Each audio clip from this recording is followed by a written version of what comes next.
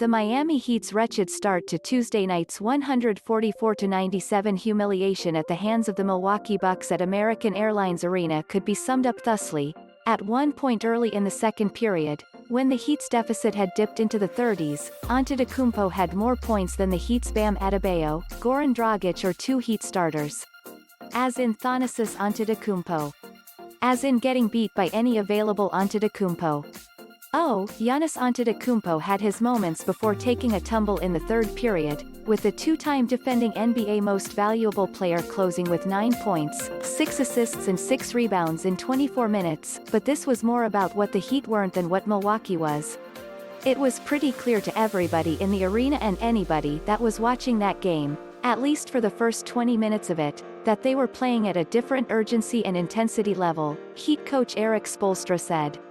It looked like they have been thinking about this game for 80 days.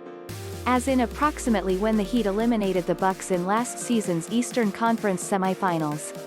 Without sidelined forward Jimmy Butler, who sat out with a sprained right ankle, and with Andre Iguodala given the night off for rest, the Heat got off on a turnover-plagued foot and never found their stride, save, perhaps, for Tyler Herro, with the Milwaukee-area native leading the Heat with 23 points. Ultimately, it was a 3-for-all for the Bucks, setting an NBA record for three-point conversions, with 29, breaking the record of 27 set by the Houston Rockets in April 2019.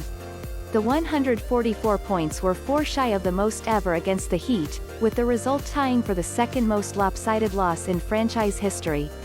They definitely came to Miami with a purpose, Herro said, and that was to make us feel embarrassed. The good news? The Heat get an immediate opportunity to regain their stride with another home game Wednesday. The not-so-good news?